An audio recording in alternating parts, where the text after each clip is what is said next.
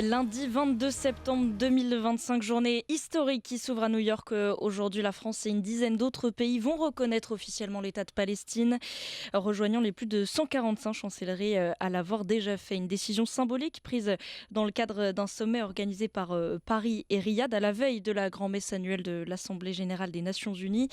Mais pendant que les regards sont rivés vers New York, Israël poursuit ses bombardements sur la bande de Gaza. Plus d'une quinzaine de tués recensés depuis les premières heures de la journée par les hôpitaux de l'enclave. Alors peut-on parler d'un tournant? Qu'est-ce que cette décision peut changer sur le terrain? Pour en parler ce midi, nous accueillons en direct dans le studio de Média un observateur aguerri de la région, Jean-Paul Chagnolot, président d'honneur de l'IREMO, l'Institut de recherche et d'études Méditerranée-Moyen-Orient.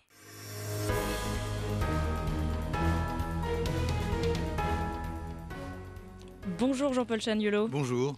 Merci beaucoup d'avoir accepté notre invitation sur Média. Alors, Emmanuel Macron prendra la parole dans quelques heures à la tribune des Nations Unies au nom de la France.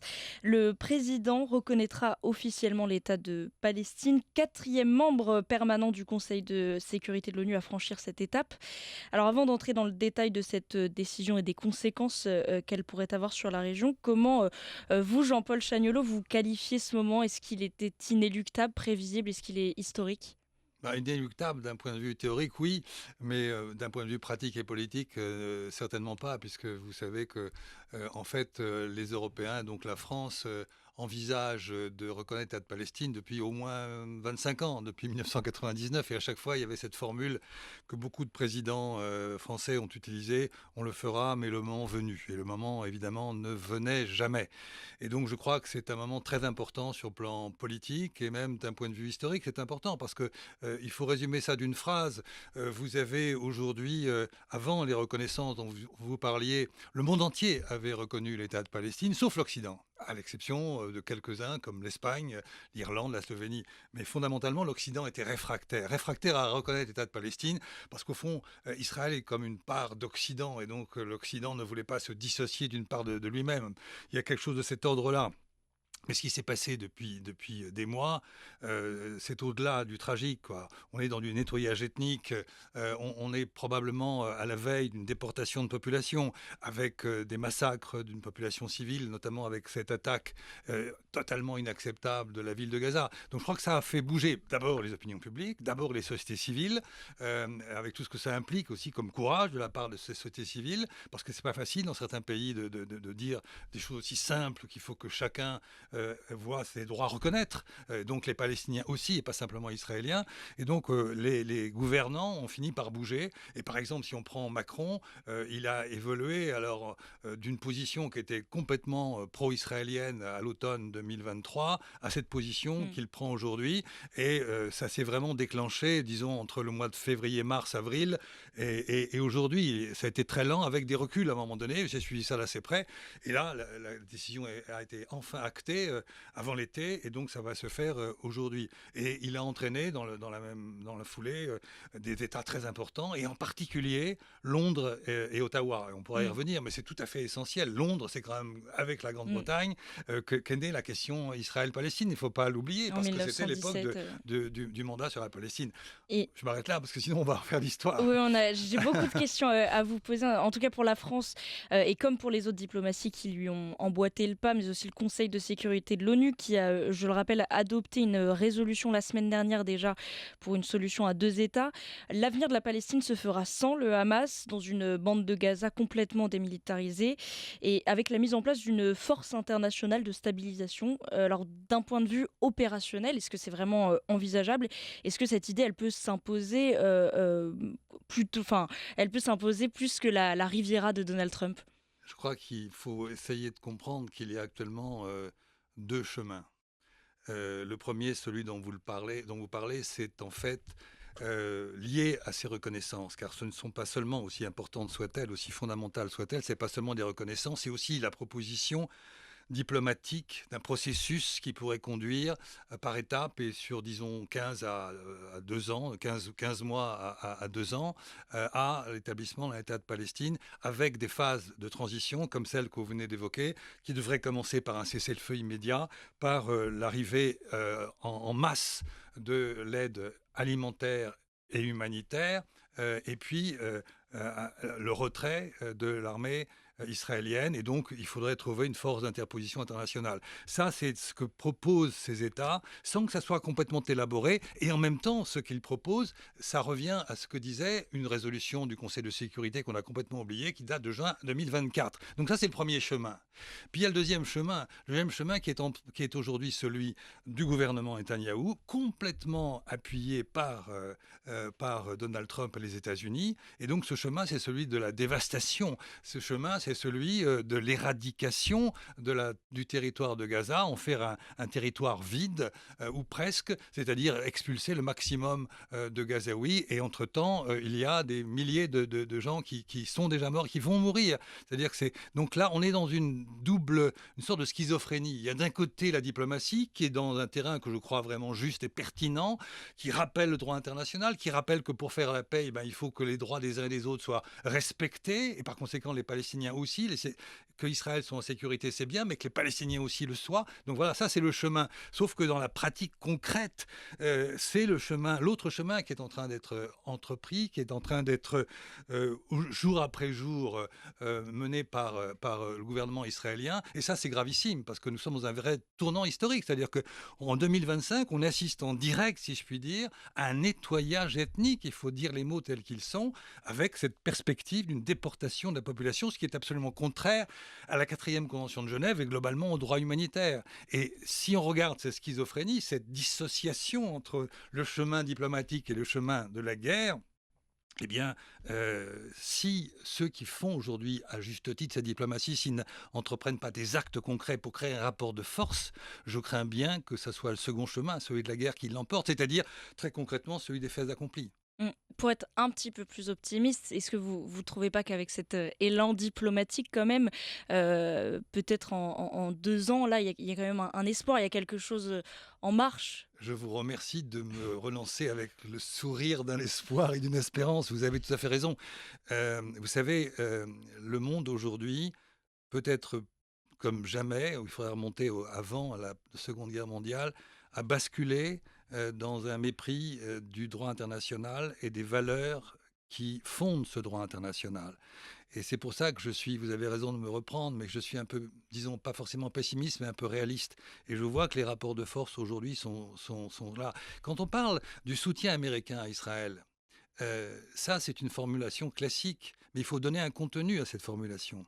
Aujourd'hui, c'est l'extrême droite américaine, avec Trump, avec Vance, Rubio et tous les autres, et l'extrême droite israélienne. Donc ce n'est pas simplement un État qui en soutient un autre, ce sont des convergences idéologiques. Or, ces convergences idéologiques, malheureusement, elles surgissent dans beaucoup d'États dans le monde.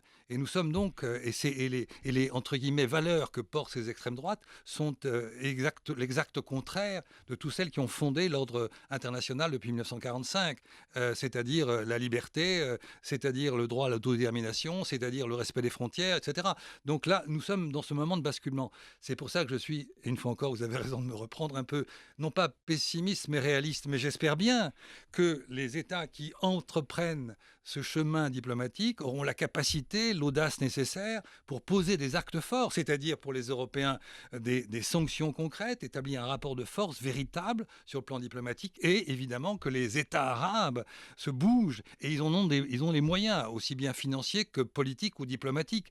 Les États qui ont signé les accords d'Abraham, les États qui ont signé la paix, la Jordanie et l'Égypte, ils sont en capacité de peser s'ils le veulent. Sauf qu'en dernier instant, ces États ne se retrouvent pas seulement devant l'État d'Israël, ils se retrouvent devant les États-Unis, avec tous les intérêts, évidemment, qu'ils ont individuellement, les uns et les autres. L'Égypte, par exemple, a des liens très particuliers avec les États-Unis. Donc, vous voyez, on est dans cette situation-là. Et pour résumer d'un mot, on est dans une phase de basculement. Comment on va basculer? Est-ce qu'on va basculer dans le sens que vous espérez, et que j'espère aussi, ou dans le sens que je crains, qui est celui de la tragédie?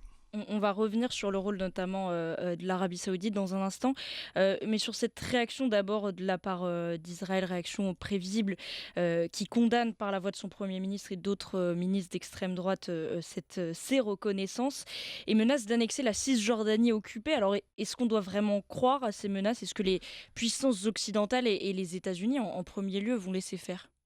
Les États-Unis, certainement, parce qu'ils sont pour.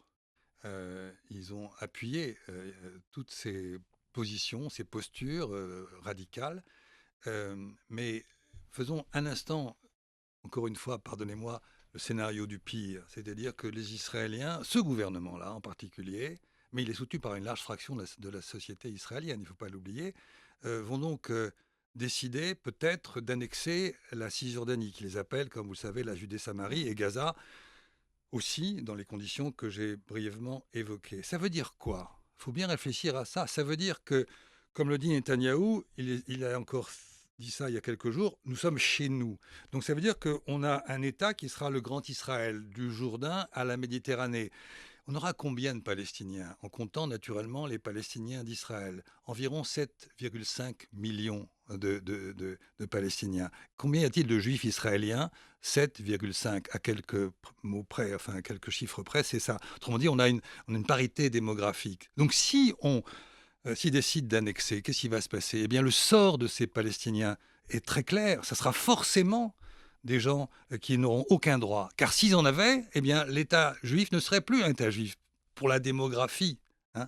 Si on joue la démocratie avec la démographie telle qu'elle est, eh bien, ils se trouvent en minorité, les Juifs israéliens. Donc, c'est impensable. Donc, les Palestiniens n'auront aucun droit. Je parle de ceux qui sont en Cisjordanie et de Gaza. Et on pourrait discuter des Arabes israéliens, c'est encore un autre sujet. Mais eh bien, ça veut dire quoi un État comme ça? C'est un État qui est fondé sur la discrimination structurelle, la discrimination institutionnelle, et ça porte un nom, l'apartheid. Donc l'alternative à deux États, à un État de Palestine à côté, eh bien, c'est la revendication clairement énoncée d'un système d'apartheid. Il faut en avoir conscience et bien le dire.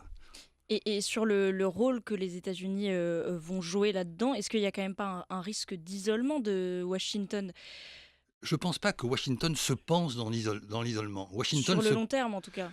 Washington ne peut pas se penser comme ça. Il se pense dans la suprématie. Il se Mm. pense dans la domination. Regardez l'exemple canadien, par exemple. Le Canada reconnaît l'État de Palestine, ce qui heurte de plein fouet la position américaine. Or, les liens avec les deux États sont extrêmement étroits. Réponse de Trump, on va augmenter les droits de douane, on va punir. Donc voilà la logique dans laquelle se trouve l'administration américaine aujourd'hui. Transactionnel. Administration américaine qui ne se réduit pas à Donald Trump, c'est beaucoup plus profond. C'est un mouvement qui est aujourd'hui en marche au-delà de Donald Trump. Il l'incarne. Mais voilà, donc ils ne peuvent pas se penser, j'allais dire, comme un poète le disait, ces gens-là ne se pensent pas isolés, pas plus que les Israéliens ne se pensent isolés. Ils se pensent avec leur obsession politique, leur obsession de domination. Domination du monde pour Trump, domination évidemment des Palestiniens, avec tout ce que j'ai impliqué comme suite logique et institutionnelle s'il y avait, pour en revenir à votre question d'avant, s'il y avait annexion. Donc vous voyez, donc s'il y a une annexion, il y aura une réaction des Européens, je l'espère, tous les États qui sont aujourd'hui très largement majoritaires, mais il y aura le soutien américain. Et sur cette fois-ci, le rôle de l'Arabie Saoudite qu'on évoquait juste avant, l'Arabie Saoudite, je le rappelle, qui co-préside ce sommet avec la France. Riyad a salué la décision du Royaume-Uni, de l'Australie, du Canada et du Portugal de reconnaître, ça c'était hier, l'État de Palestine. Est-ce que, selon vous, c'est un pas de plus vers la normalisation des relations entre certains pays arabes et Israël? Moi, je pense qu'il y a un État qui compte aujourd'hui au Moyen-Orient, c'est évidemment Riyad. Et l'initiative française a été faite depuis le début en étroite coopération avec Riyad. Et la preuve, c'est qu'il y a un coprésident, c'était vrai en juillet déjà aux Nations Unies, et c'est vrai aujourd'hui avec cette coprésidence, même si Mohamed Ben Salman ne fait pas le voyage à New York, ce qui gêne un peu la diplomatie française, entre parenthèses. En tout cas, c'est eux qui ont des cartes en main. Et évidemment qu'il n'est pas question pour eux, parce qu'ils ont aussi une opinion publique, contrairement à ce qu'on pourrait croire. Il n'est pas question pour eux de normaliser avec Israël aujourd'hui. Et donc, la question, c'est au-delà de cela, que vont faire ceux qui ont déjà normalisé? Et puis surtout, est-ce que Riyad va vraiment vouloir peser, comme je le disais tout à l'heure, en prenant des actes? Alors, les actes, ça peut être demander à certains États de revenir sur leur normalisation, ça peut être des questions financières. Enfin, il y a tout un panel de possibles. Autrement dit, est-ce que au pied du mur, l'Arabie saoudite va vraiment bouger pour faire avancer l'histoire dans le sens du processus diplomatique que Riyad lui-même a lancé? C'est ça. Autrement dit, c'est très complexe de monter un processus diplomatique comme ils l'ont fait, mais c'est encore bien plus compliqué d'essayer de le rendre effectif. Et le mot-clé aujourd'hui, c'est l'effectivité. C'est ce que vous avez dit d'emblée, c'est comment est-ce que ces déclarations, ces positions, ces reconnaissances si fortes vont-elles se traduire pour arriver à une solution à deux États qui, je le répète, est la seule. Sinon, on en revient à ce que j'évoquais sur l'apartheid. Donc on est dans un moment de basculement global par rapport à ce que je disais sur les valeurs dans le monde, mais aussi, bien entendu, un problème de basculement dans l'histoire du Proche-Orient aujourd'hui. Et j'ai une question qui concerne cette fois-ci la société israélienne qui réclame, bon, en tout cas c'est ce qui ressort, qui réclame comme condition préalable la libération des otages et l'anéantissement du Hamas avant une reconnaissance de l'État de Palestine. Est-ce que vous entendez ce discours aussi sur la nécessité de garanties pour la population israélienne et plus largement que en fait, cette reconnaissance de l'État de Palestine, elle soit liée au traumatisme du 7 octobre? Je crois qu'il ne faut pas penser que l'histoire Israël-Palestine a commencé le 7 octobre. Et c'est quand ils parlent comme ça, ils font semblant de croire que tout a commencé le 7 octobre. Le conflit Israël-Palestine a commencé en 1922. Et donc, c'est tout à fait autre chose. Et je pense que si on voulait vraiment, si ce gouvernement Netanyahou voulait vraiment la libération des otages, il fallait faire comme il l'a fait précédemment à deux occasions, c'est-à-dire faire un accord. On ne choisit pas son ennemi. Et à ce moment-là, il y aurait eu libération des otages et on serait dans une autre configuration. Je rappelle aussi qu'il y a eu un cessez-le-feu sur la base indirecte, mais la base quand même de la résolution de juin 2024. Ce cessez-le-feu a eu lieu en janvier et c'était une première phase. Et il y a eu là un échange de prisonniers palestiniens contre libération d'otages. En début mars, on devait avoir une deuxième phase. Or, cette deuxième phase, elle contenait quoi? Elle contenait la libération des otages et probablement de tous les otages. En échange de quoi? Libération de certains prisonniers palestiniens et retrait, total ou partiel, c'était à débattre, de l'armée israélienne. Qu'a fait Netanyahou? Il a rompu cet accord et il a, au contraire, décidé de bloquer complètement Gaza en termes alimentaires et humanitaires et de poursuivre la guerre qui se continue aujourd'hui avec cette entreprise que même les militaires israéliens ne voulaient pas entreprendre, même les services spéciaux israéliens ne voulaient pas, c'est-à-dire attaquer la ville de Gaza, c'est-à-dire attaquer les civils, car il doit y avoir 2 ou 3 000 combattants du Hamas un maximum. Ça veut dire qu'on va détruire une ville qui était la plus importante des villes palestiniennes, 900 000 habitants, et aujourd'hui, il y a combien de gens qui ont dû partir dans des conditions épouvantables? Alors j'ai entendu le chiffre de 300 000, 400 000, mais ça veut dire qu'il en reste encore autant. Et donc leur destin aujourd'hui est broyé par cette folie, qui n'en est pas une, car c'est un projet politique très construit et devant nous. Et je reviens à la nécessité de prendre des actes forts contre ça. Et comment vous regardez ce décalage entre ce qui se passe sur le terrain, ces bombardements incessants, ce qui se passe à Gazaville en ce moment, et tout ce processus diplomatique qui se met en place Ben, assez éloigné de ce qui se j'ose passe? plus le dire trop parce que vous allez penser à juste titre que je suis un pessimiste là, mais je pense que malheureusement c'est l'illustration du monde tel qu'il est en train de basculer. C'est-à-dire qu'aujourd'hui, par exemple, dans un autre monde, à une autre époque, qu'est-ce qui serait passé? Le Conseil de sécurité serait intervenu. Or, le Conseil de sécurité aujourd'hui est complètement dévitalisé. Il ne peut plus rien faire, impuissant complètement. Le veto américain bousille tout, terminé. Alors, c'est l'Assemblée générale qui reprend le flambeau, mais elle n'a pas les mêmes moyens. Donc, on voit bien que nous sommes dans un renversement de valeurs et donc je crains malheureusement que ça continue comme ça et que la vraie question, vous savez, deux mots simplement, que les États aient le courage de prendre des actes, mais chaque État est aussi prisonnier de sa politique intérieure. Et donc les États, les uns ou les autres, sont les gouvernements. La France, par exemple, regardez la France. Elle a un gouvernement qui change tous les 6 mois, donc elle est fragilisée politiquement. Donc sa capacité d'intervention sur le plan international est profondément affaiblie sur des actes comme ceux que j'évoque, qui me paraîtraient nécessaires, affaiblie par la réalité de notre politique intérieure. Hein. On en est à notre... Je ne sais même plus compter le nombre de premiers ministres en 3 ans. Je crois que c'est Ouais. 4 ou 5. Ouais. Vous voyez, mais c'est un... Bon, voilà. Et la Grande-Bretagne a eu aussi beaucoup de difficultés. Alors, je ne parle pas de l'Allemagne qui est complètement, évidemment, pétrifiée par son histoire, et ça, on peut le comprendre. Vous voyez, donc la capacité d'agir est aussi liée aux moyens en termes de politique intérieure et l'enracinement et la légitimité d'un gouvernement. Et le nôtre, malheureusement, Macron inclus, ils ne sont pas, on va dire, au sommet de leur légitimité. Autre débat. En tout cas, je voulais vous parler d'une autre reconnaissance qui est la reconnaissance du génocide dans la bande de Gaza. Récemment, une enquête indépendante des Nations Unies a évoqué, a confirmé l'intention, en tout cas, d'Israël de faire un génocide dans la bande de Gaza. Est-ce que, pareil, là, on peut s'attendre à un tournant, à plus de réactions sur cette notion posée noir sur blanc? Ça, c'est un sujet majeur. Un génocide, c'est décrit par la Convention de 1948. C'est repris par le statut de Rome. C'est très précis. Alors, pour résumer très brièvement, un génocide, c'est d'abord l'intention de détruire en totalité ou partiellement un groupe qu'on définit de manière nationale ou ethnique ou religieux ou raciale. C'est ça la notion. Donc il y a une intention de détruire. Et puis ensuite, il faut repérer des actes. Il y en a quelques-uns, très peu, mais je les résume brièvement. C'est le meurtre, premier acte, et un seul de ces actes suffit. C'est l'atteinte à l'intégrité physique ou mentale.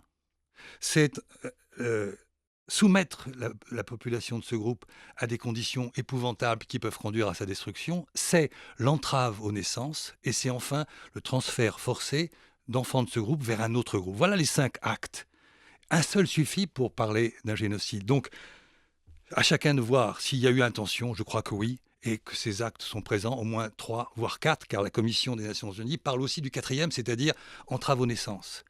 Donc c'est malheureusement des analyses qui sont faites, des enquêtes qui sont faites, mais qui n'ont pas de portée politique.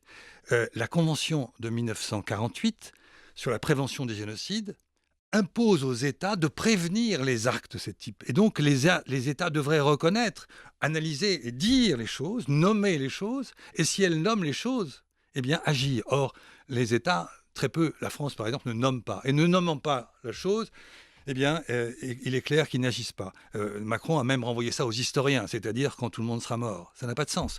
Et là, on est en défaillance complète des États par rapport à la Convention de 1948. Et donc, ça renvoie ensuite à des possibles jugements, bien tardifs évidemment, par la Cour pénale internationale, sachant que la Cour internationale de justice, qui est différente de la CPI comme chacun sait, eh bien, elle a déjà dit au printemps de 2024 qu'il y avait des risques génocidaires. Donc, bien sûr que là, il y a une défaillance des États.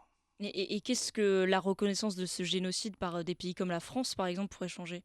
Ça changerait par rapport à eux l'obligation d'intervenir. Sur quelle base? Ça, la Convention de 48 ne dit rien sur la manière d'intervenir.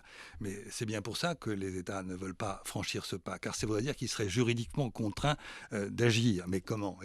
Donc on voit bien que là, le droit est vite enseveli, recouvert et marginalisé par les exigences immédiates des rapports politiques. C'est ça le problème. Le politique ensevelit le droit. Et vous l'évoquiez tout à l'heure, j'avais une dernière question sur le Royaume-Uni. On peut envisager que le Royaume-Uni reconnaisse dans un futur proche cette notion de génocide? Pour les mêmes raisons, j'en doute, parce qu'ils seraient à ce moment-là face à leurs responsabilités. On esquive. Si on regarde l'histoire contemporaine, il y a eu des génocides qui étaient encore plus évidents. Je pense au Rwanda. Eh bien, pendant les quelques mois, ça a duré d'avril à juillet 1994, donc une période très courte. Pendant cette période très courte, par exemple, le Conseil de sécurité, qui à l'époque n'était pas bloqué comme il l'est aujourd'hui, pour des raisons qui tiennent à ce qu'était la situation géopolitique de l'époque, des années 90, l'après-guerre froide, eh bien, n'a jamais, dans ses résolutions, utilisé le mot génocide. Jamais. Et aucun État n'a parlé de génocide.